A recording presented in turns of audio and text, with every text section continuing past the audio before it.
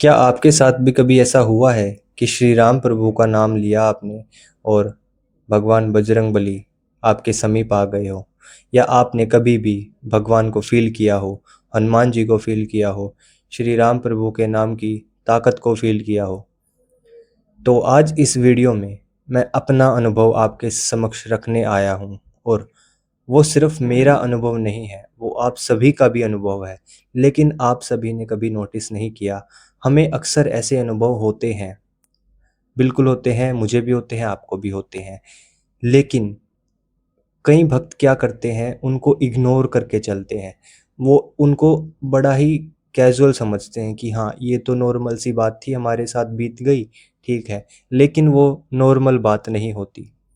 वो भगवान के कुछ संकेत होते हैं ये बताने के कि वो आपके समीप हैं उस समय। लेकिन इसको हम समझे कैसे? इसको भी इस वीडियो में जानेंगे और अपना अनुभव भी आपके समक्ष रखूँगा कि मैंने श्री राम प्रभु के नाम की ताकत को कैसे फ़ील किया अपने जीवन में। सबसे पहले कैसे फ़ील किया, मेरा सबसे पहला अनुभव क्या था? तो जय श्री राम भक्तों, स्वागत है आप सभी का हमारे यूट्यूब चैनल दिल से रामकाज में। तो अगर आप सनातन धर्म में थोड़ा-सा भी विश्वास रखते हैं तो कमेंट में जय श्री राम अवश्य लिख कर जाइए, ताकि आप भी श्री राम प्रभु के कार्य में अपना हाथ बटा सकें। तो अब वीडियो के मुद्दे पर आते हैं। आज का विषय है मेरा अनुभव क्या है, श्री राम प्रभु के नाम की ताकत। देखिए, मैं शुरू करूँगा इस बात से कि श्री राम प्रभु के नाम की इतनी महिमा है, आप सभी को भी ऑलरेडी पता है। और आप सभी जो भी प्रभु श्री राम का नाम लेते हैं, उन्होंने ये चीज़ अवश्य फ़ील की होगी, लेकिन आपने इग्नोर कर दिया होगा। तो वही मैं आज आपके सामने रखूँगा बात कि उसको इग्नोर नहीं करना होता, वो भगवान का संकेत होता है। तो मैं अपने बारे में अब बताना शुरू करूँ अपना अनुभव, तो सुनिए। एक दिन, कुछ दिन पहले, या कह सकते हैं कुछ महीनों पहले, वैसे ही जैसे रात को सो के सुबह जल्दी उठा, तो कहीं बाहर जाना था, तो सुबह पूजा पाठ करके आदत है बाहर निकलने की, श्री राम प्रभु के नाम का जाप करके और जल्दी से नहा धो के जाप किया और फिर बाहर निकल गया, अपने काम पे जा रहा था ना। तो गाड़ी में जा रहा था। अब गाड़ी में जाते-जाते मेरी आदत है कि मैं या तो हनुमान चालीसा सुनता हूँ या फिर श्री राम प्रभु के नाम का जाप सुनता हूँ। वो चलते हैं ना आजकल सॉन्ग्स के रूप में चले हुए हैं या भजन के रूप में चले हुए हैं, राम राम राम, या फिर श्री राम प्रभु का कोई भी गाना, भजन, वो सुनता रहता हूँ। तो उस दिन भी मैं सुन रहा था। अब जैसे, और स्पेशल बात भक्तों ये है कि वो बात थी मंगलवार की, कोई आम दिन नहीं था। मंगलवार को जब हनुमान जी अपनी सभी शक्तियों को, मतलब अपनी सभी शक्तियाँ उनकी पीक पर होती है, तो मंगलवार का दिन था। मैं गाड़ी से जा रहा था। वैसे मैं आपको बता दूं मैं जा कहाँ रहा था। मैं जा रहा था अपने यहाँ खाटू श्याम जी के मंदिर में। तो मैं जैसे ही जा रहा था मंदिर में, मैंने वही किया जो मैं अक्सर करता हूँ, राम राम जी का भजन चला लिया। अब जैसे ही मैंने राम जी का भजन चालू किया गाड़ी में, और मैं स्वयं भी राम नाम ले रहा था, राम राम राम ऐसे जप रहा था, तो मुझे एकदम से ऐसा क्या फ़ील हुआ, मुझे फ़ील हुआ कि मेरा सर एकदम भारी-भारी सा हो गया है। थोड़ा-सा बॉडी ऐसे आगे-पीछे भी मूव हो रही थी। मुझे लगा कि कुछ कमज़ोरी है, खाना ठीक से नहीं खा पाया या कुछ और है। तो जब ऐसे मुझे एक अनकम्फ़र्टेबल सा फ़ील हो रहा था, लेकिन अच्छा भी अंदरूनी महसूस हो रहा था कि कुछ अलग है, ये कोई कमज़ोरी वाला वो नहीं है सिर दर्द। तो जैसे ही मुझे सिर दर्द होना शुरू हुआ, मैंने वो जो राम नाम चल रहा था ना, भजन चल रहा था श्री राम का, उसकी साउंड को एकदम लो कर दिया, मतलब ऑलमोस्ट बंद ही कर दिया, ये समझ लीजिए। तो जैसे ही मैंने उसको बंद किया साउंड को, तो मैं एकदम अच्छा फील करने लग गया। मतलब एकदम नॉर्मल फील करने लग गया। वो सर दर्द भी गायब हो गया तुरंत। और जैसे ही मैंने वो आवाज़ फिर से बढ़ाई, फिर से मुझे एक भारीपन महसूस होना शुरू हो गया। अब ये क्या था, क्या नहीं था, ये सब आप अच्छी तरह समझ रहे होंगे, लेकिन मैं नहीं समझ पाया था उस वक़्त। मैंने भी इसे आम सिर का दर्द समझ लिया। तो हुआ क्या, जैसे ही मैंने 2-3 बार ये किया ना कि साउंड को लो किया, कभी हाई किया, तो जैसे ही साउंड हाई करता, वो दर्द फिर से होना शुरू हो जाता सर में। ऐसे बॉडी आगे पीछे मूव होती। तो जैसे-जैसे गाड़ी आगे जा रही थी, हनुमान जी का मंदिर दिखा बीच में ही। तो बीच में एक हनुमान जी का मंदिर दिखा जैसे ही, तो मेरी हमेशा से आदत है कि मैं जहाँ कहीं भी जा रहा हूँ रास्ते में और मुझे अगर मंदिर दिख जाए, तो मैं इसे प्रणाम करके चलता हूँ। हाथ जोड़े, माथा झुकाया और प्रणाम करके। सभी भक्तों की आदत होती होगी वैसे ये। मैं सिर्फ़ अपनी आदत नहीं बता रहा। मैं कह रहा हूँ ना, ये सिर्फ़ अनुभव मुझे नहीं हुए होंगे। ये आपको भी ऐसे अनुभव हुए होंगे। और अगर आपका भी कोई अनुभव है, तो वो कमेंट में अवश्य लिख के जाइएगा। क्योंकि अपने अनुभव जब हम दूसरों के समक्ष रखते हैं, तो उनकी जो दृढ़ता है ना, भगवान में विश्वास है, वो और ज़्यादा बढ़ जाता है। तो जैसे-जैसे आगे जा रहा था, तो रास्ते में मंदिर आया हनुमान जी का। अब मेरी आदत है कि झुक के प्रणाम करने की, मंदिर अगर जा रहा, तो मैंने सोचा कि मुझे लो फ़ील तो हो ही रहा है, तो मैं गाड़ी साइड में लगा ही लेता हूँ। मैंने जैसे गाड़ी साइड में लगाई, हनुमान जी को प्रणाम किया, तुरंत क्या देखता हूँ कि मेरे सर का दर्द गायब। प्रभु राम का भजन ऐसे ही चल रहा, लेकिन दर्द गायब। अब जैसे ही मैं मंदिर पहुंचा, श्री खाटू श्याम जी के मंदिर, मैंने हनुमान जी के मंदिर में तो दर्शन कर लिए थे, लेकिन जैसे ही मैं अपनी डेस्टिनी पे पहुंचा, खाटू श्याम जी के मंदिर पे पहुंचा, तो मुझे वहाँ के जो पुजारी जी हैं, पंडित जी हैं, उन्होंने बताया, मैंने उनको ये अपना पूरा वाकया बताया कि पंडित जी मेरे साथ ऐसे-ऐसे हुआ, मैं आ रहा था। तो उन्होंने मुझे बताया कि बेटे, ये कोई साधारण बात नहीं है। देखिए, ये बात हम सबको पता है कि जहाँ-जहाँ श्री राम प्रभु का नाम लिया जाएगा, वहाँ-वहाँ हनुमान जी पक्का आएँगे। आकर श्री राम प्रभु के नाम में लीन हो जाएँगे। ये बात तो बिल्कुल लिखित है, शास्त्रों में भी लिखित है और हम सब ने अनुभव भी कर रखे हैं, आप सबने भी अनुभव कर रखे होंगे। अगर ऐसा कोई अनुभव है, तो कृपया करके आप कमेंट में ज़रूर लिखिएगा। तो जैसे ही मैंने पंडित जी को बताया, पंडित जी ने मुझे बता दिया कि ये कोई साधारण बात तो नहीं है। जैसे ही आवाज़ बढ़ाता था भजन की, तो बॉडी ऐसे मूव करती थी, सिर में दर्द हो गया था। तो ये क्या था? मैं बोलते वक़्त भी इतना, मतलब मुझे इतना फ़ील हो रहा है, वो अभी भी याद है वो चीज़ मुझे। वो साक्षात हनुमान जी थे। जी, वो साक्षात हनुमान जी थे। जैसे-जैसे मैं गाड़ी में हनुमान जी का ध्यान करता हूँ या श्री राम प्रभु का ध्यान करता हूँ, तो वो गाड़ी में आकर बैठ जाते हैं और मुझे इस चीज़ का एहसास नहीं था। मुझे इस चीज़ का एहसास उस दिन हुआ जब उन्होंने साक्षात मुझे ये संकेत प्रदान करे।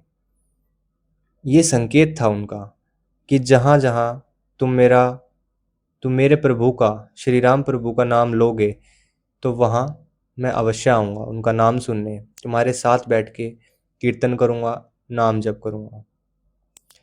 तो उस दिन के बाद से मैंने क्या सीखा?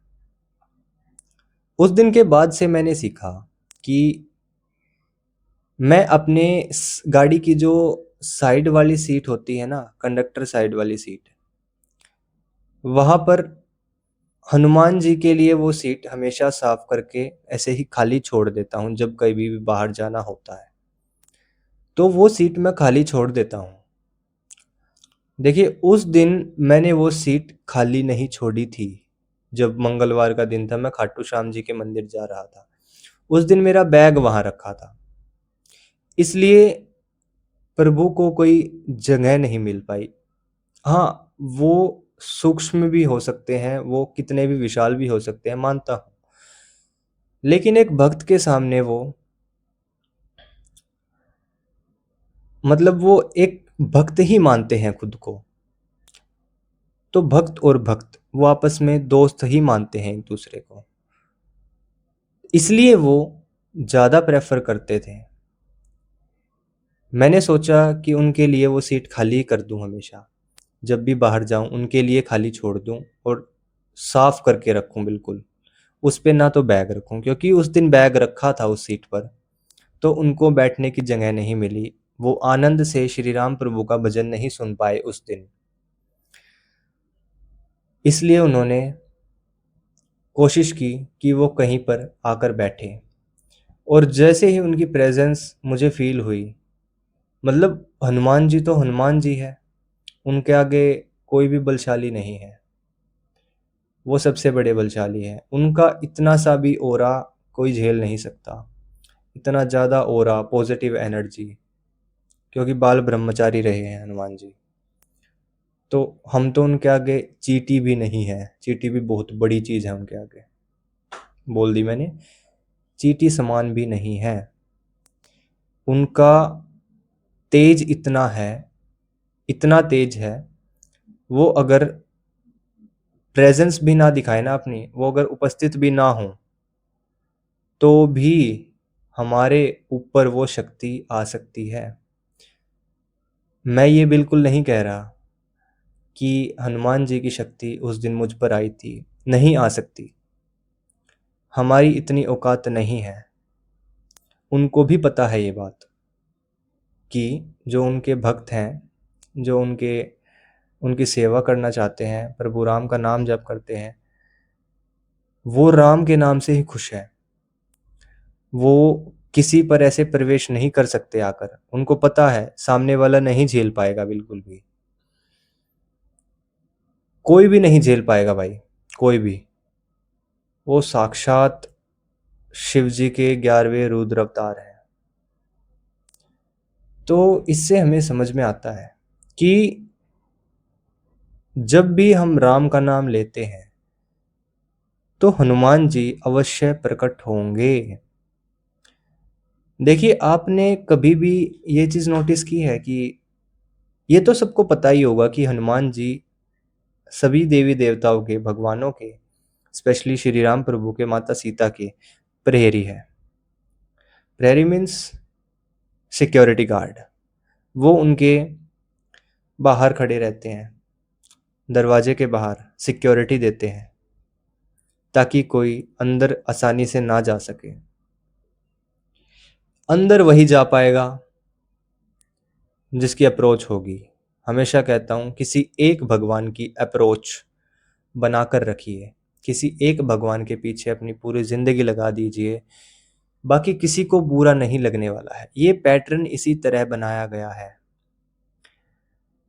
तो एक भगवान की किसी की अप्रोच लगाइए।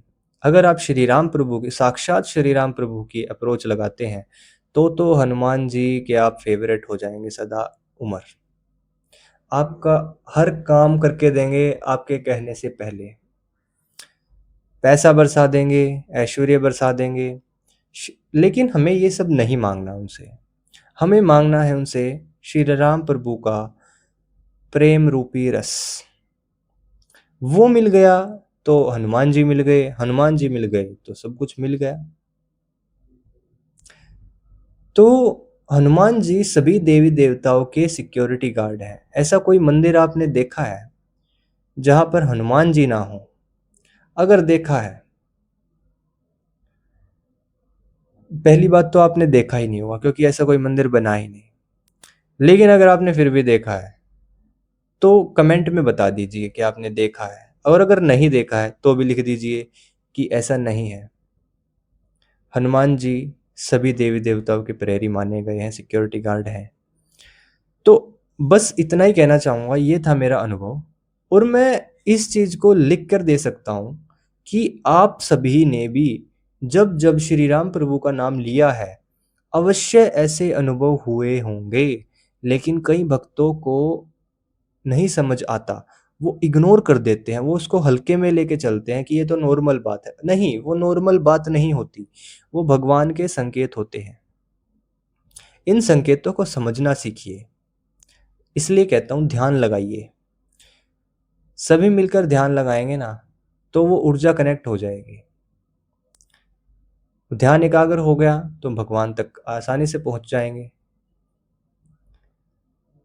तो आप आपको अगर ऐसा कोई अनुभव अभी याद आ रहा हो मेरा जो अनुभव सुन के, तो आप कमेंट में बता सकते हैं।